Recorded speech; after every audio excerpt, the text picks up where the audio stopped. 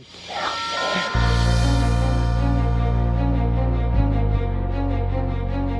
freaking out, man. You can't handle the truth. You can't handle the truth. What do all men in power want? More power. And now, broadcasting live on GMN from an undisclosed location in the Arizona desert.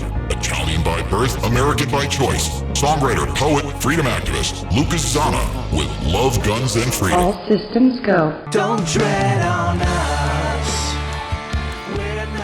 Hi everybody, my name is Luca Zanna. You're listening to Love, Guns, and Freedom on K-Talks 1340 AM and on Guerrilla Media Network. Today is Sunday. Every Sunday I try to bring information with the only goal to retake this republic back and to pretty much understand exactly what's going on, not only in this country, America, but also around the world.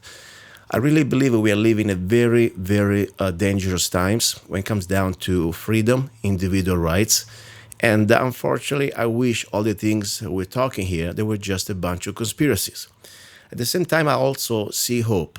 I see hope when I see human beings, people, in this case Americans, like the guest I have today.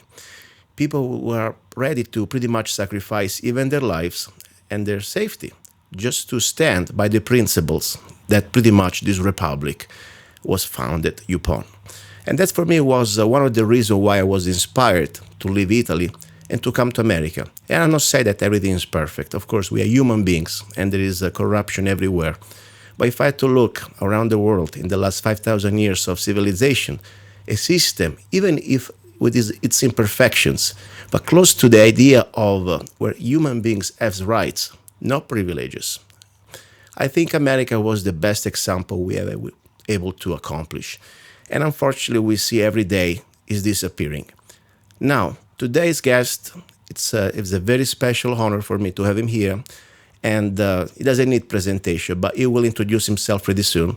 All I can say that he's a man that I have the utmost respect. His name is William Binney.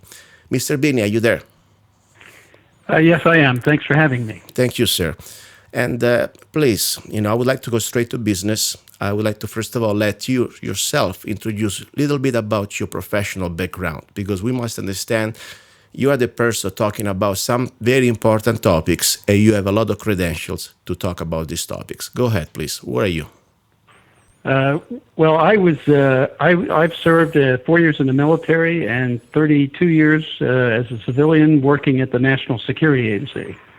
So I have a long career, and afterwards I worked several years as a contractor, a consultant to assisting in intelligence in the intelligence community of the United States. So I've got close to 40 years total of experience in intelligence for the U.S. government in support of democracy that we founded here, almost 240 years ago. So that's my background, and unfortunately, I was a developer of some very powerful systems that have been turned around and used against the people of the United States, and that's been something I've been speaking out against since 2001. Yes, and exactly that's the date that I see on your record that you, correct me if I'm wrong, according to the information that I have, October the 31st on 2001, you pretty much you resigned from the NSA, correct? Yes, but I was eligible to retire, so I retired. You at retired. That time. Yeah. Good. Right. Good for you. Okay. And that was under the Bush administration, of course. And Yes. And then what happened to you? I mean, you started to become kind of vocal on many issues and pointing fingers out. Like, I think it's also part of your duty when you upheld and took the oath to defend this constitutional republic against all enemies, foreign and domestic. I think you did, in my opinion, you were pointing out and just you were doing your duty. What was the problem, in your opinion? What was exactly the danger and the criminal acts, if you want to look at pretty much violating our constitution? What was happening with NSA? Well, what NSA started to do was to pull in data on the communications of U.S. citizens with other U.S. citizens inside the country. It was all domestic espionage. So they were mapping out the social networks of everybody and monitoring their contacts and relationships over time. And then they eventually started pulling in content of information, which meant recording phone calls and taking in emails and things of that nature, so that they had the record of what people were saying to one another, as well as the fact that they said it.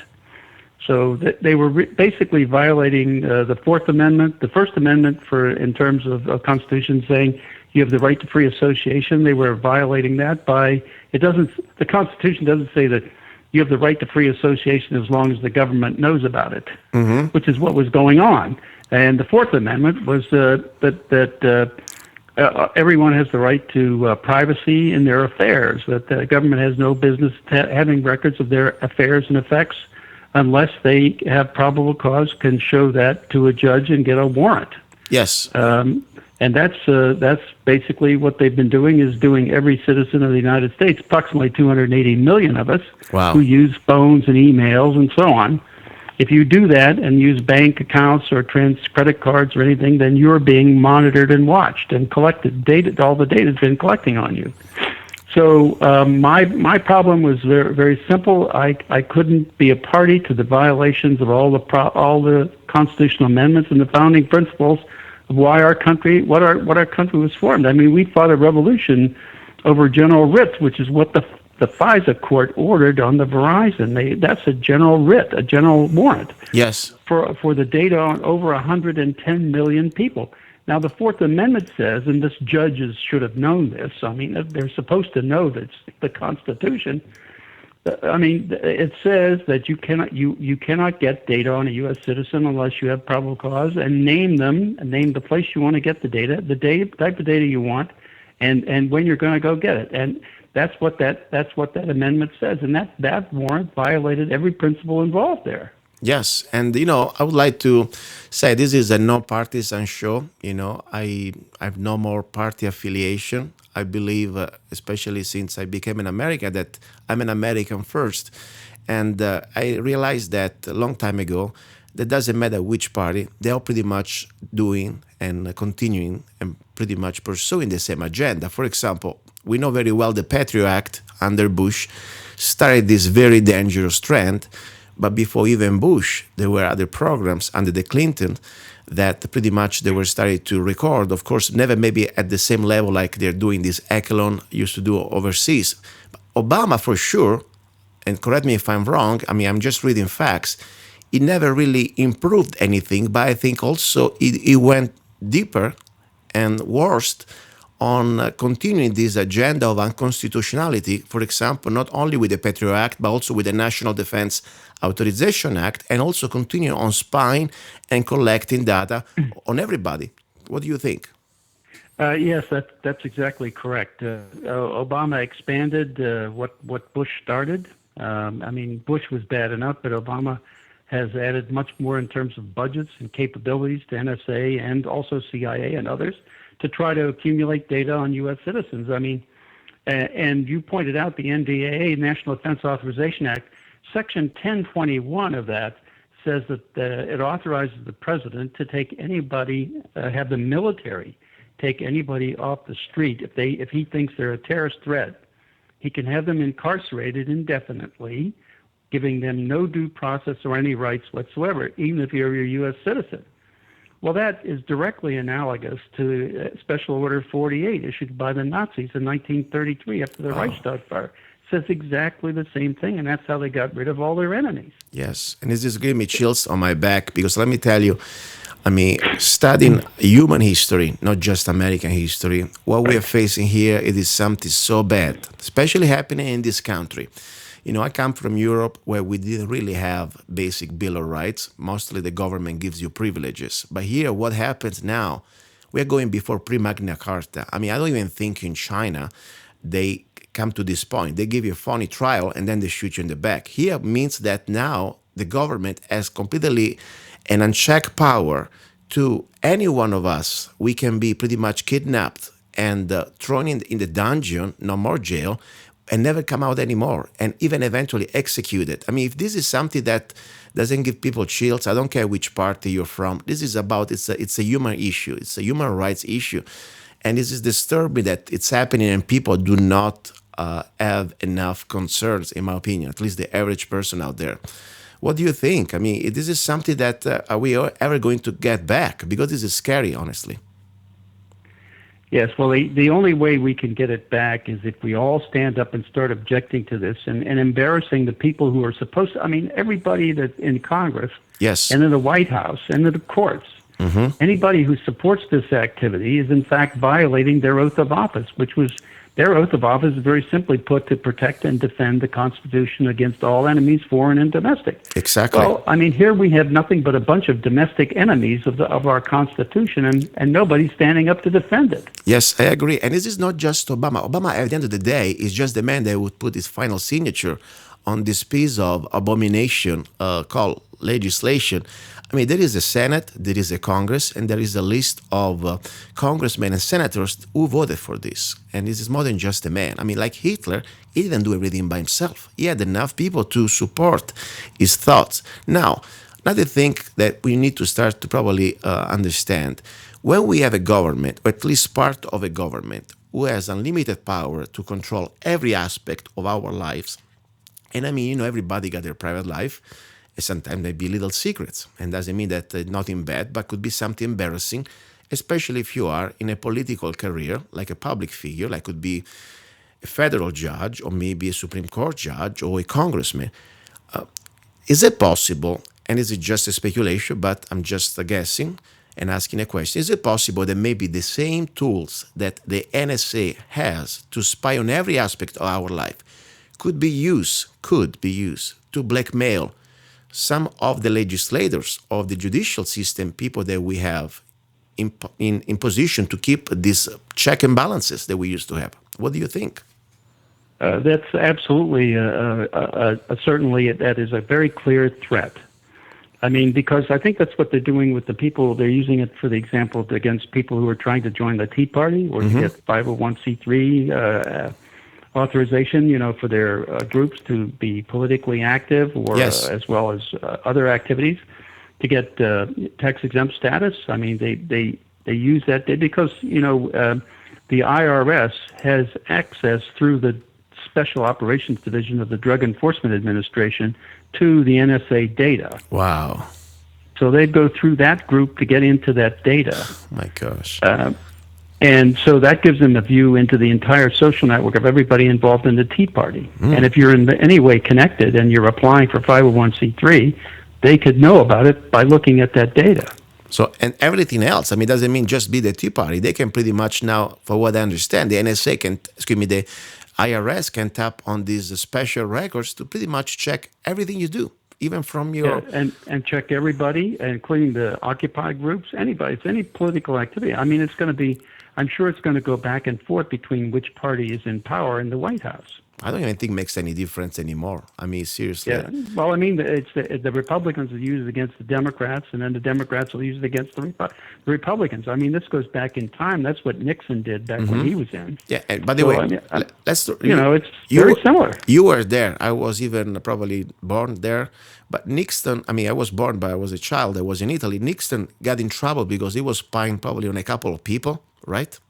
Yeah, a few thousand, not the hundreds of millions. Yeah, exactly. Now it's, I mean, he had a program called Minaret, which was the program that NSA ran to spy against his enemies, the people he considered to be enemies, those opposing the war and his political enemies.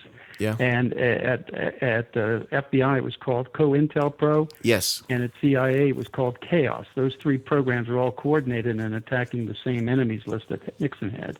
And now we know very well, it's something now became public mainstream news, that the definition of terrorism, domestic terrorist, is pretty much wide. I mean, if you believe in peace, you don't believe in unconstitutional wars, you believe in the Constitution, you're against the global government, and many other things, you're potentially a domestic terrorist. This is according to different FBI and Homeland Security documents. For example, a returning veteran is considered a potential domestic terrorist. So that's disgraceful, isn't it? yeah, it's a disgrace. And that's why we must understand, especially for people, because there is always a part of humanity that says, I have nothing to hide. After all, they're after the bad guys. And, if I have nothing to hide. Can I add 2 points to that? Of course, even three. When you say you have nothing, if you have nothing to hide, you have nothing to fear. Mm-hmm. Go ahead, please. That kind of statement? Yes. That was also used by Joseph Goebbels, the propaganda minister of Adolf Hitler. Yes. It's an exact quote from him. Yes. Plus the other point is that statement is totally irrelevant. Because what you, the individual, think is absolutely irrelevant. It only matters what the administration or the government thinks. Exactly. I mean, what is the difference between America, this United States, or used to be this, now the United States of America under Barack Hussein Obama, 2015, and the STASI, East Germany under the STASI? What is the difference regarding this sort of apparatus that pretty much is monitoring every aspect of our life? Is there any difference? Yes, the difference is that the STASI used to keep paper records on everybody. Mm-hmm. The current administration keeps electronic records. Wow, so much deeper. And it's much more reactive. They can monitor a much larger amount of information electronically. They can compile a lot more data, and they can analyze it using algorithms much faster and more on a much larger scale than the STASI could ever dream of. Yes. And let's put some practical examples, because sometimes people, they think this is just some sort of, imaginary situation. This is practical life. For example, myself, my name is Luca Zanna. I'm here talking to you right now through this digital communication, Skype, but I'm calling it landline.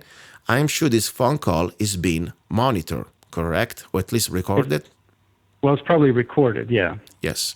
By the way, just for the record, maybe it was a coincidence. After we talked a few times over trying to arrange this interview, my cell phone got somehow, I have a little Net 10 cell phone with no contract, never gave me problem.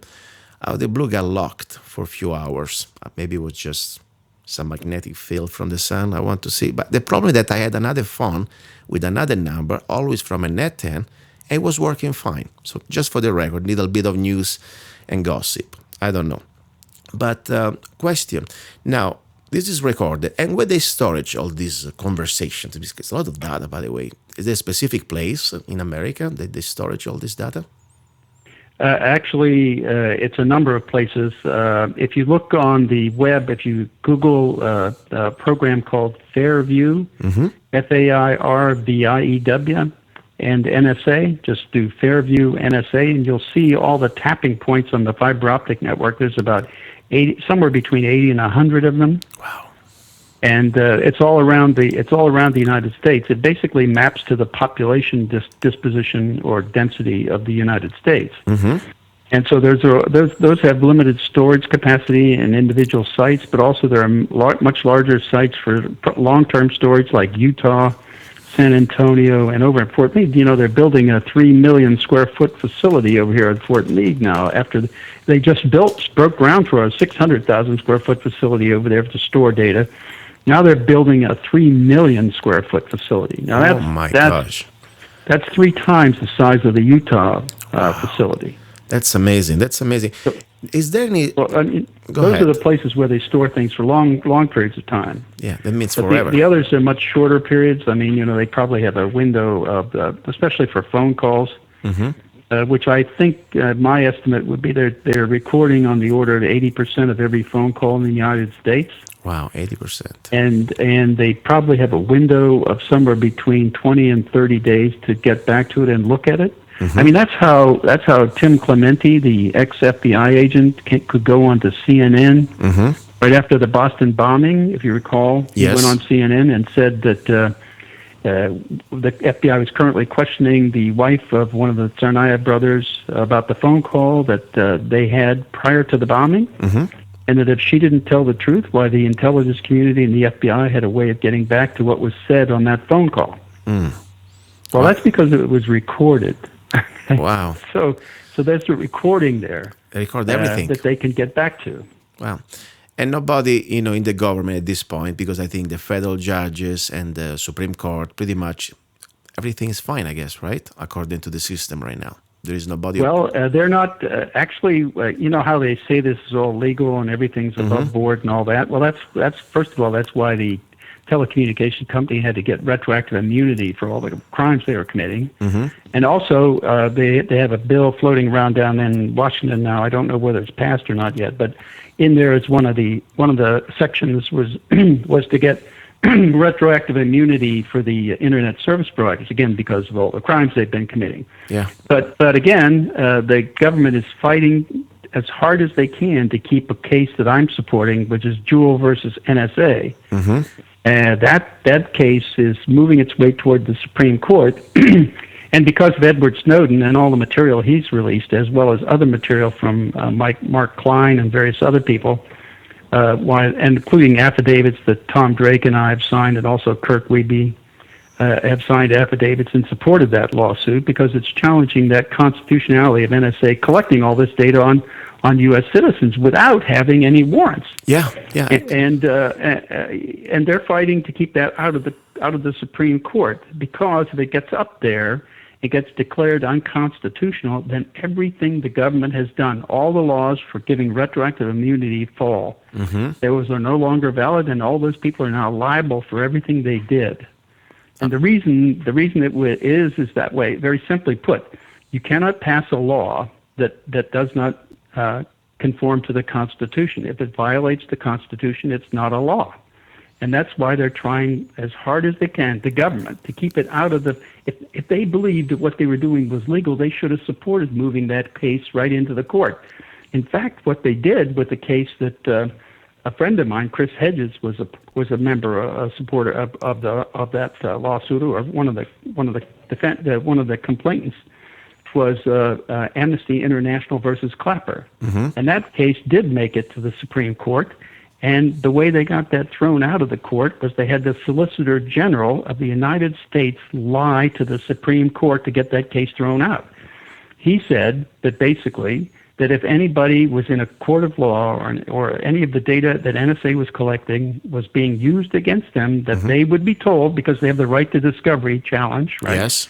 In a court of law, under the Constitution, their rights, that if any of the NSA data was being used against them in a court of law, why, they would all be told. Well, that was an outright lie. They were never told. No one was ever told.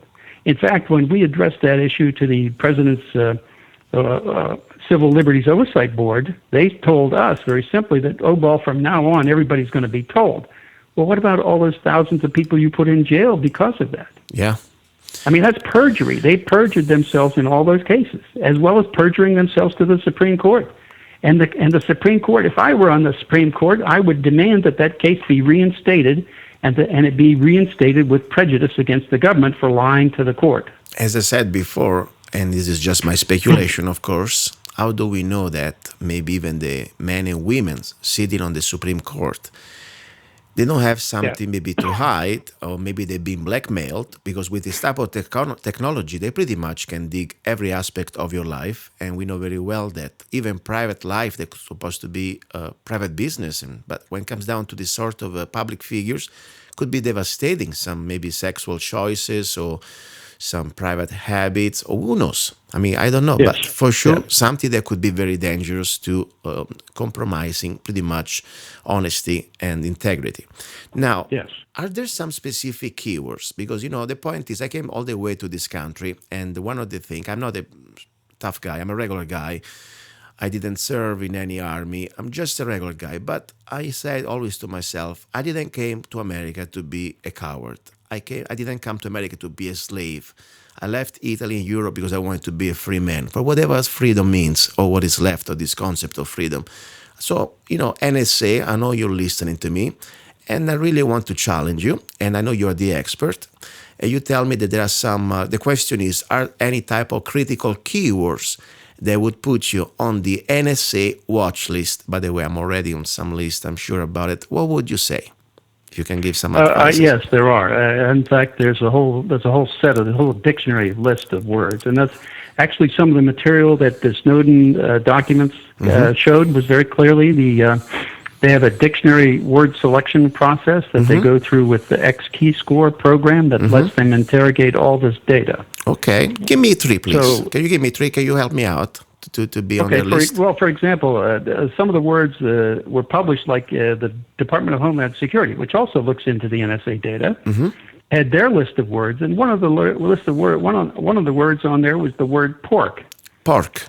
Pork. So if I send an email to my wife at home from work, and I said, "Honey, let's have pork tonight for dinner," that would hit one of their words, and so that would be a highlight for them to look at. Pork. Okay, give me the I second. mean, that's just insane. I mean, that's no way to do any intelligence. I mean, we knew that when we were there 20 years ago. That's not the way to do intelligence. Listeners. I mean, that's how you render the wrong people. You have words that their names are words, and they look alike with other words.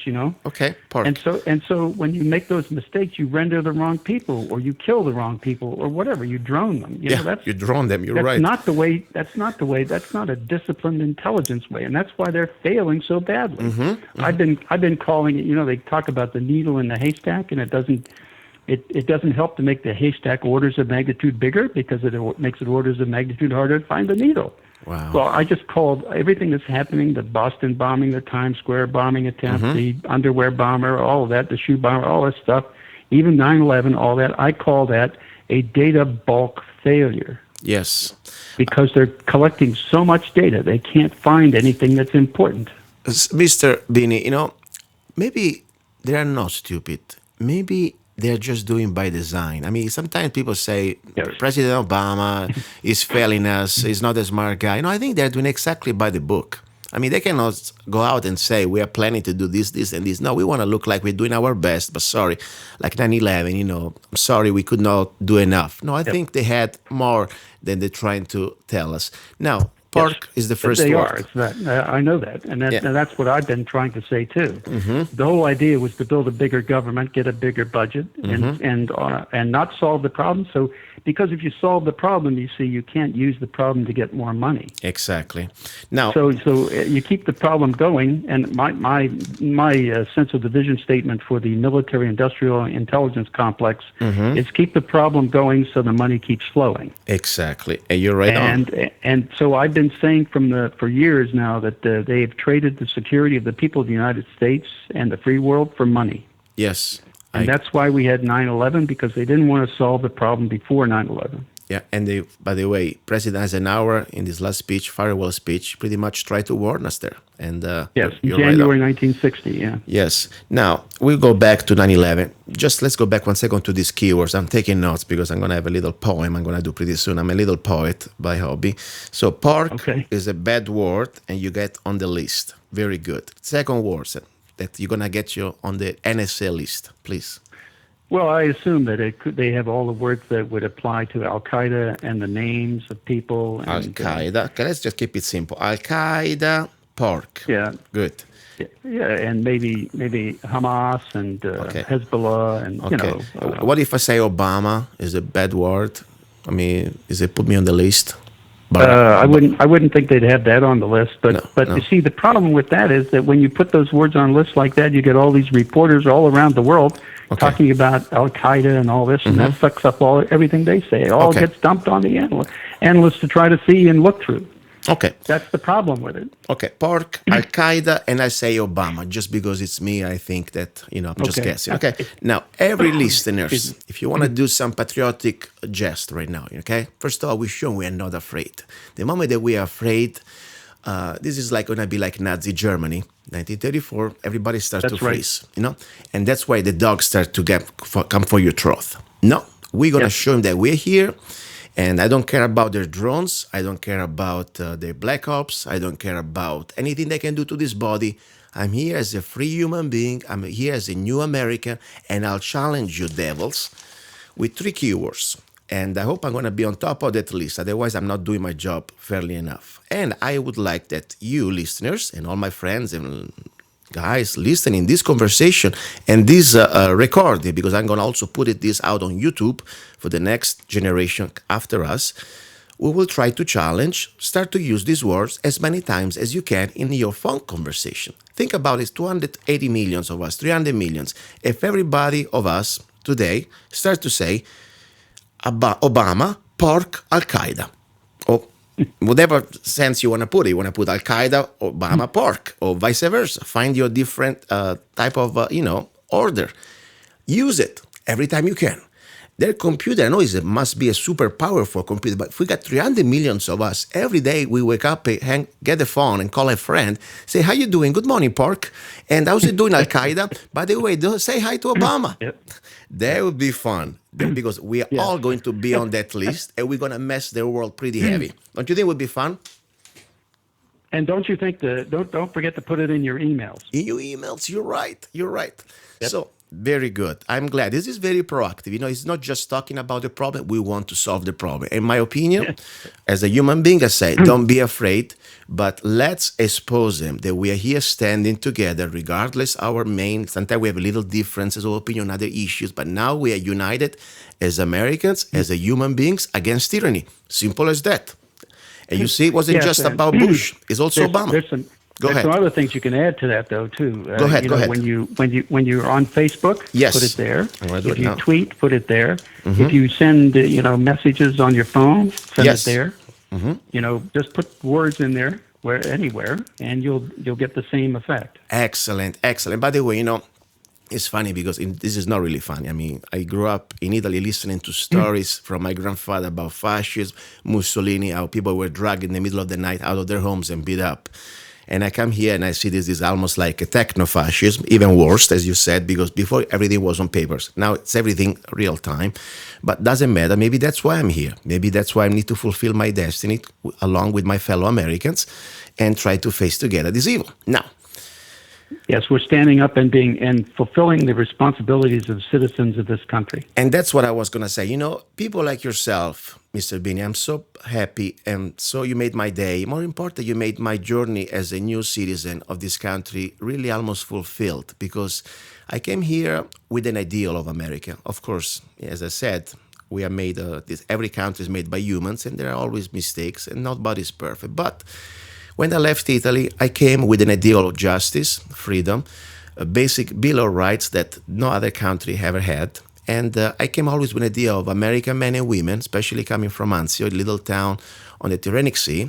It was a part of the conflict of World War II, like Normandy. Many American men, and women too, Red Cross, died, for somebody else, freedom. That's the bottom line was. And when I came here, I came with this ideal of people like yourself. And today, you gave me the opportunity to renew my, not only my oath, but also my energy and give me hope. When I see people like yourself, that pretty much, you're not playing with kids here. I mean, when you start to speak up like you've been doing the last years about these crimes, it's such a powerful organization. How your life was changed after you resigned, or you said that you retired, and you started to be vocal, exposing these crimes, or these alleged crimes. Did you get repercussion? Did you get some blowbacks, or whatever you want to call it? Oh yeah, I mean, sure. They basically blackballed us. We couldn't get any work, so any job that we got, why the NSA or the FBI made sure that we got terminated. Wow. And then after that, they came at us with in our case, with guns, and they raided us and threatened us with prosecution. Really? And the Department of Justice threatened us 3 separate times from 2007 through 2009, through the end of 2009, with indictments and prosecution. Oh my gosh! And so we had to lawyer up, and that cost us money to take care of that. And the only reason they stopped that was because in the end, on the last attempt they made, our lawyer said that the prosecutor in the Department of Justice said he was going to indict us. That is, the people I was involved with in my small group and small company. Mm-hmm. I had assembled evidence of malicious prosecution. So Wow. The way I got that information across the Department of Justice, what I'd planned to do was charge them with malicious prosecution when they took us to court. Mm-hmm. What I did to get them to understand what I was going to do was I called Tom Drake, and I knew his phone was tapped by the FBI. Yeah. So at that point, I said, Tom, they're going to indict us. Our lawyer told us that. And so here's all the evidence I've assembled on malicious prosecution of these people. And be prepared to tell your lawyer because we're going to charge them with it when we go to court. Wow. And I read the evidence across to them. So they knew exactly what was going on. Now, obviously, somebody over there at the Department of Justice felt very bad about what they were doing to us or trying to do to us. So what they did was they passed out a draft copy of their indictment of us. So we have that draft copy. Wow. So they felt very bad about it. And so after I made that phone call, because 1 month after that, we got letters of immunity from the Department of Justice. Amazing. Amazing. So Yes. it's, they didn't, they realized these people are cowards, okay? They're cowards. Yes. They're afraid to say what they're doing to the American public because they know the public would come up. I mean, they get impeached and indicted. Yes. They know what they're doing is wrong, and they're afraid to be open and honest about it with everybody. If I could do a very humble, simple man analysis, for me, these look like roaches. When you go to your kitchen, sometimes, summer times, I live in the desert, but roaches once in a while, at night, they like to get out of their holes. The moment that you put a spotlight on them, roaches hide. That's what they are. They're a bunch of overpaid roaches. NSA, if you can listen to me. And by the way, there are also some good people. I don't think everybody's bad. There are some decent men and women like yourself. They're trying to do their job and trying to fulfill their duty. But now, look what's happening. I mean, whistleblowing during Bush was bad. But under Obama, it seems like also it's getting worse. Am I right or wrong? No, you're absolutely right. I mean, he's prosecuted or attempted to prosecute more whistleblowers than anybody else, any other assembled presidents. He's got from all the way from Washington back up to current times. I mean, he's prosecuted more than all of them combined. Oh my gosh. So the point is that they are, and the reason why he doesn't have more whistleblowers is because they're threatening and they're trying to advertise what they're doing to us. They do that internally in NSA and various other agencies. See what we do to people who object to what we're doing. That's exactly the way they portray it internally. And so they're threatening the working population of the government with indictments and loss of jobs.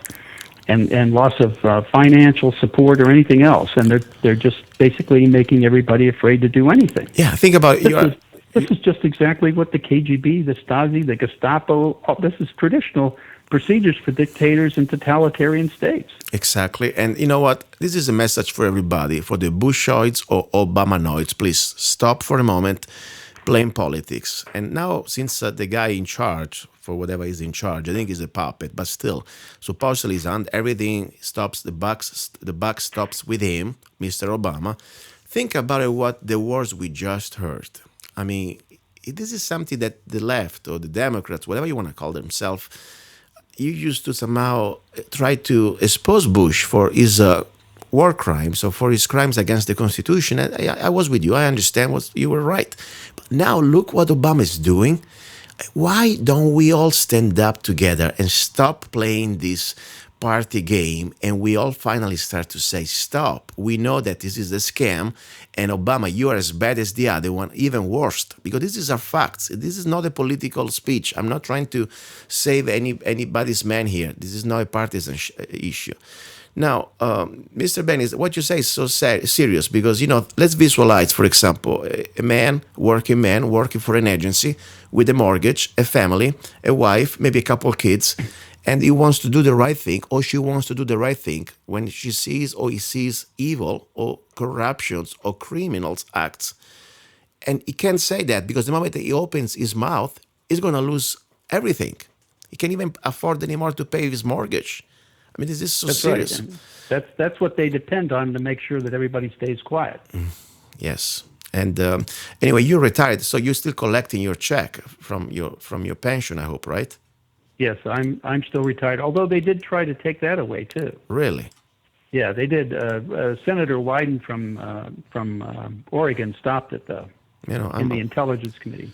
I'm glad they did try to do that. Wow, this is amazing. I mean, We went so far. This is almost, no, it is almost, this is another country, it's another planet. And I was here just 16 years, I'm telling you, before 9/11, I see the change that 9/11 brought. And then we can talk a little bit about 9/11 because, you're the expert. I have my own opinion based on facts, of course. I can ask you something. This humongous NSA apparatus could not stop 9/11. We know that, correct? Fact. What you really but they should have, yeah. Exactly. What you really think happened during 9/11, in your opinion? I mean, the official version of the government is we got these 19, Arabs, and the story, the official story. There is a joke I say, and even it's very sad. There were 2 airplanes and 3 buildings fell down. Nobody wants to talk about Building 7 that was never hit by anything. But what is your official, according to your experience, facts, and opinion? What do you think really happened to 9/11? Well, I do believe that of course, that there were the hijackers and all the evidence was there for that, and that in fact there was more evidence there after that because Tom Drake ran some programs internally on the NSA database, and they found a whole bunch more material stuff that was there that other things were supposed to happen but didn't for whatever reason, and so they had a dispersal pattern after the attacks. And the others who were supposed to do something dispersed. So there was much more to it than just the ones who actually succeeded in hijacking the plane. Yeah, I mean, I have just having 2 eyes and just watching the television, okay, without any type of expertise or special information or data. I saw for a moment on CNN when the Pentagon pretty much was hit. A few minutes after, there was the first time shown on CNN and never appeared anymore. Was this video of this blast or this hole in the Pentagon walls that was no more than 15 feet. This is according to my eyes and connecting the data that you can see. There were no debris, there was nothing. And then, of course, this wall collapsed and enlarged. So right there, if people want to tell me, the government wants to tell me that there was an airplane hitting this Pentagon, my logic, I mean, this is like 1984, 2 plus 2, it's not 5, it is 4 in my opinion. When I see that there is a hole of 15 feet, because the CNN, mainstream media, for a moment, you can find this video on YouTube, it is not completely disappeared, and there are no more debris. I mean, we're talking about a big airplane, commercial airplane. We do 2 huge Rolls-Royce, I guess they were Rolls-Royce titanium engine. They cannot vaporize. I mean, never happened before. Where is the airplane? Simple as that. I'm not even going to say anything else, but where is the airplane? And 15 feet hole does not justify that the airplane shrunk. That's the first question I have. And then, very specifically and very simply, why Building 7 fell down? No airplanes ever hit Building 7. And why Building 7 was never even reported in the official book from this government commission about the 9/11 commission. So these are my There were also some very suspicious, the way it fell was also very suspicious. It fell on its imprint, on its own footprint. It didn't, if you watch buildings fall like from bombs or things like that, where one side of the building is weakened by some force, why it tends to collapse at an angle. Yes. It's towards the side that was weakened. Whereas Building 7 fell straight down on its footprint. Yeah, and no airplane ever really touched it. I mean, that's another important thing. So I say to everybody now listening, I know people can say, but after all, it was 2001, now it's 2050. Doesn't matter. If we do not finally face the truth, it's never too late to face the truth. And the reason why all this is escalating, the reason why we are losing our rights, the reason why now we are pretty much in every type of conflict, unconstitutional wars never declared by Congress, and we are broke, and we are under this police state and under this sort of a soft martial law. It is because we didn't speak up when we had a chance to do it. And it is time to, first of all, understand, use our brain, and try to expose, even sometimes say, I'm just a man, I'm just a guy, I'm just a regular guy, but guess what? I'm here in this local radio station, and I'm trying to share this information with my community where I live, and I'll do everything I can. And we do what we can, because one day I believe we'll be judged, regardless how ends on this dimension, in this dimension. We may maybe lose for a moment, but at the end, we will win. because we've been given a chance today, like Mr. Binney had a chance to do the right thing.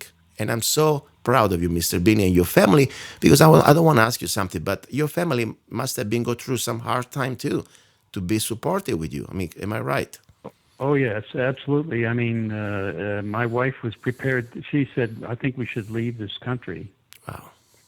Right after that, because after the raid, they came pointing guns. I mean, we were not, we didn't deserve any of that, and they knew that. So you're not a violent person. You didn't try to No. threaten anybody. I mean, if somebody wants to have a problem, we can talk in front of a judge and a jury. But why pointing a gun at your face? I mean, this is amazing. yes, that's right. This is amazing. It's amazing.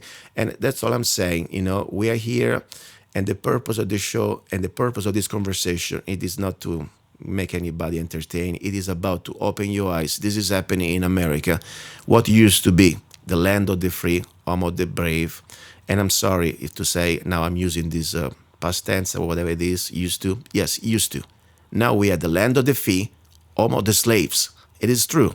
The moment that we cannot even anymore exercise our First Amendment right without fear to be put in a dungeon or have, I don't know, SWAT teams in front of our homes. I mean, this is so sad. And you, sir, you're a patriot, you're a veteran, you have all these years on your back as a professional in the NSA, and I find disgusting for any soldier, any troop. I know they're following the orders. That's why they're called law enforcement. That's why we need, again, peace officers, because that's what this country was at the beginning. We used to have peace officers, not just zombies following orders to break people's doors. Anyway, very good. Now, question. First of all, you gave me a little bit of, not chills, but, you know, I heard all these things, I knew all these things, but talking to you today, by the way, I would like to remind to our listeners, we're here on the air with Mr. William Binney. It's a veteran, and he's also spent 30 years in the NSA. Remind me one second, what is NSA? National Security Agency. Yeah. My brain is freezing. I'm telling you, for me, it's kind of a shock because I've been talking about all these things for so long. And now finally I see that this is all, I know it's true, but when I talk to you, really make it even more true. I hope I'm clear. Did you ever met, Mr. Binney, did you ever met Mr. Snowden? No, I have not. I met his father, but not Edward Snowden. No. Okay. Did you ever talk to him? No, I have not. Now, you've been saying pretty much, in my opinion, almost all the same things that Mr. Snowden has been trying to warn us. But somehow, it seems like there is a different media attention on Snowden and on you. Is it true? Or maybe just my perception? No, that's basically true, because they're trying to characterize him to discredit what evidence he has produced for people to look at. Yeah, that's the whole point. They're trying to change the narrative to him being a criminal, a spy, or they're even trying to have apply the 1917 Espionage Act against him. That's why they keep claiming that he has that he's had a relationship with the Russian government, because to apply that law, you have to have some way to connect it to a foreign power. Wow. And when you do, you see, the point is that allows them to apply the death penalty. That's what that law does. It does carry with it the death penalty, and so they can apply that, but they need to be able to make a case where he is dealing with a foreign power. And that's why they're saying he's in Russia and therefore dealing with the Russians. When in fact he's not and has not been. But they're claiming that so they can try to apply that law and apply the death penalty to him. Wow. Is there any other agency that monitors and oversight the NSA? Only the intelligence committees and the FISA court. There would be. But they're basically, our oversight is meaningless. It's a joke. It has been for decades. It's pretty much like the fox, guarding the in the chicken pen. Yeah, great. So pretty much we have semi-gods figures telling pretty much they have access to every aspect of our life, every transaction, back transaction, online shopping, conversation, email, whatever you want to say. For example, I go to shop. I like to shop on Amazon, like books. And my books, of course, they buy probably guns, things that normally I like to talk about, America, founding fathers. I mean, this stuff is all stored. You think they have access to also my type of books I read?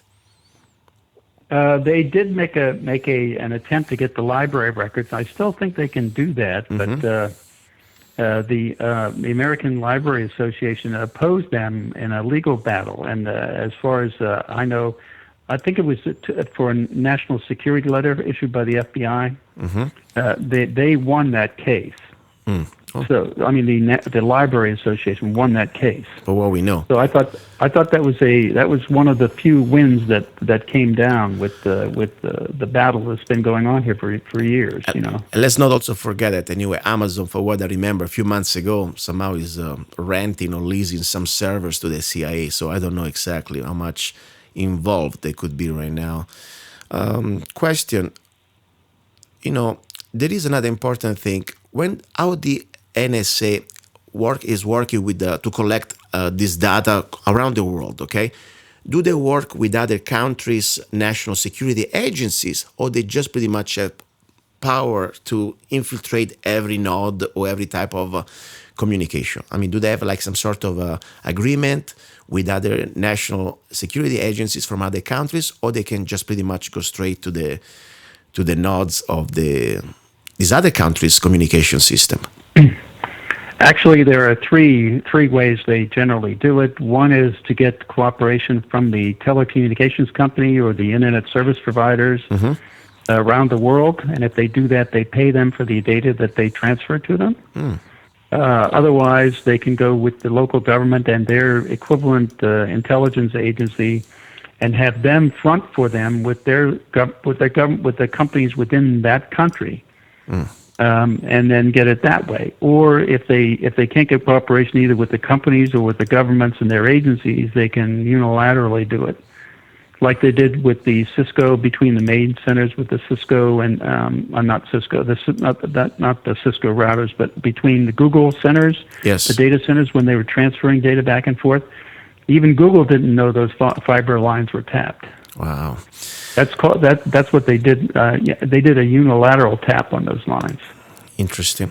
We're almost there. At just this point, I want to say, first of all, thank you. Thank you for being yourself. And more important, also, thank you for your family, your wife, and anybody in your family has been supporting you and going through all these hard times. And, this is time really, I believe, I'm a young guy compared to probably many other people before me. They've been trying to warn America and the world of what's happening. But I realize that we are really coming to a very dangerous time right now because the technology that they have, I mean, Hitler was nothing compared to now.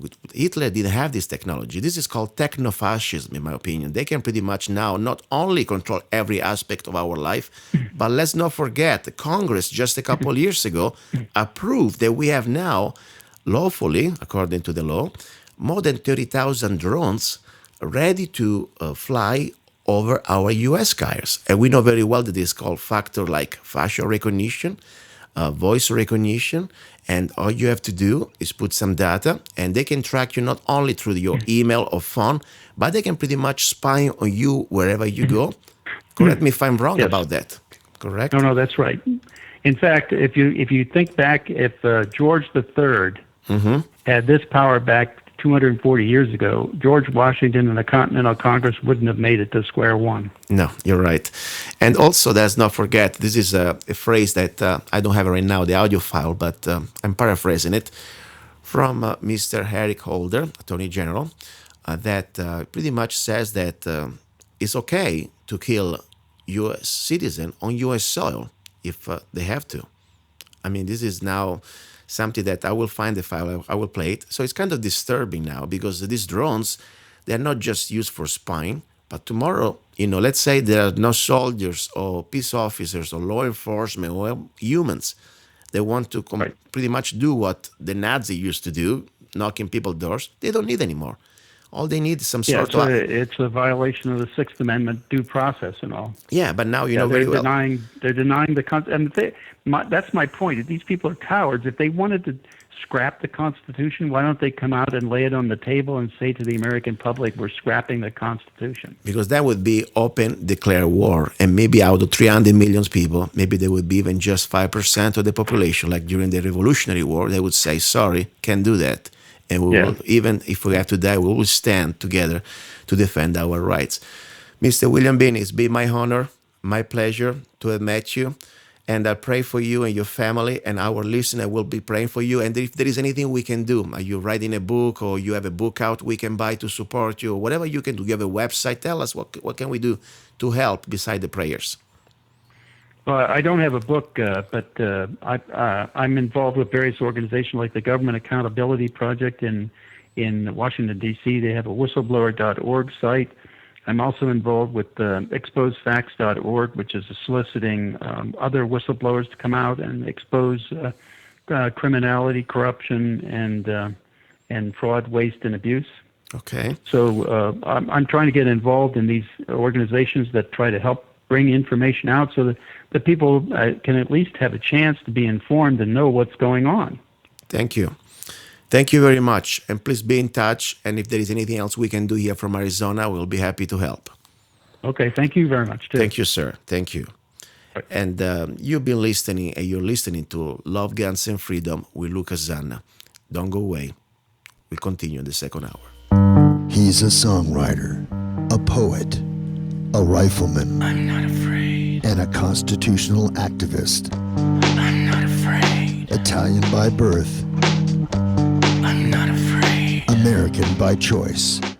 Gianluca Zanna. I'm not afraid. And his new CD, Love, Guns, and Freedom. 16 powerful songs on one CD from the heart of a patriot.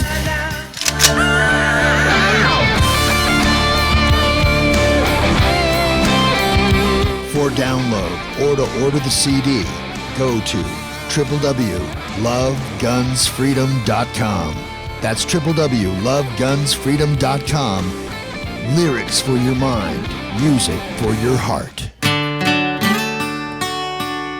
Gianluca Zanna's new CD, Love, Guns, and Freedom.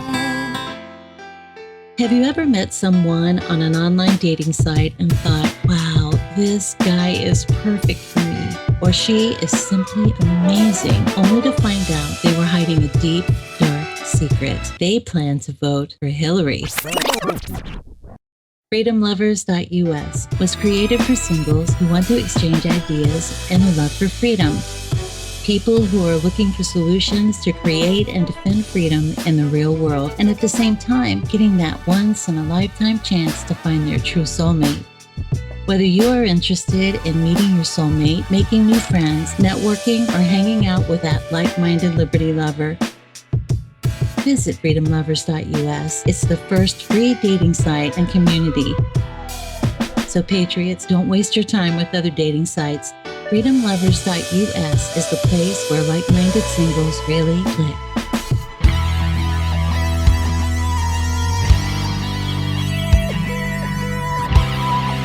You're listening to Love, Guns, and Freedom with Gianluca Zanna on Guerrilla Media Network.